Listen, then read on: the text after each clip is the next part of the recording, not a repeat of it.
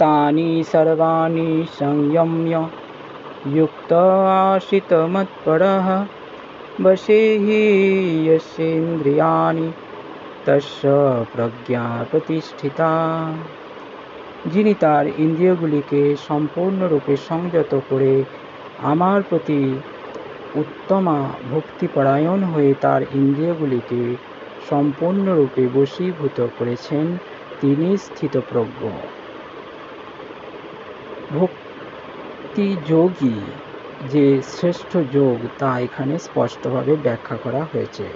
কৃষ্ণ ভক্তি ছাড়া ইন্দ্রিয়কে সংযত করা যায় না।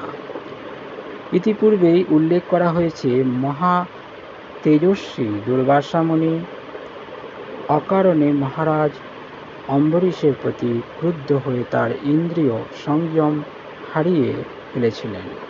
পক্ষান্তরে মহারাজ অম্বরীশ দুর্বাসার মতো শক্তিশালী তপস্বী ছিলেন না, কিন্তু তিনি ছিলেন কৃষ্ণ ভক্ত।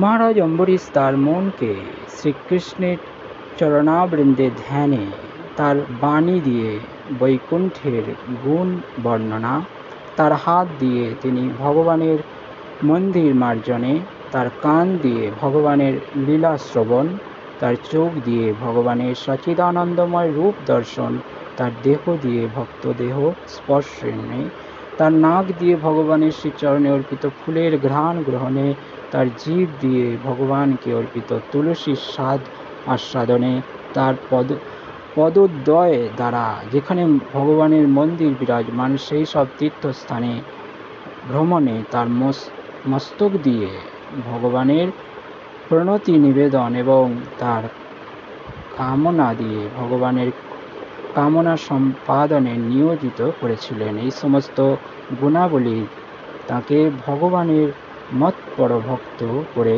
তোলে। প্রতিকূল বায়ু নৌকাকে যেমন স্থির করে, তেমনি সদা বিচরণকারী যে কোনো একটি মাত্র ইন্দ্রিয়ের আকর্ষণীয় মন অসংযত ব্যক্তির প্রজ্ঞাকে হরণ করতে পারে। ভগবৎ ভক্ত যদি তার সব কয়েকটি ইন্দ্রিয়কে ভগবানের সেবায় নিয়োজিত না করেন, যদি তার কোনো একটি ইন্দ্রিয় জড়সুখ উপভোগ করার প্রয়াসী হয়, তাহলে তার মন ভগবানের শ্রীচরণ কমল থেকে বিচ্ছিন্ন হয়ে পড়বে। ফলে তার পারমার্থিক উন্নতি বাধাপ্রাপ্ত হবে। মহারাজ অম্বরীশের ভগবৎ ভক্তির মাধ্যমে আমরা শিক্ষা পাই, তার মতো আমাদেরও সব কয়েকটি ইন্দ্রিয়কে ভগবানের সেবায় নিয়োজিত করতে হবে। তাহলেই মন একাগ্র হয়ে ভগবানের শ্রীচরণে সমাধিস্থ হবে।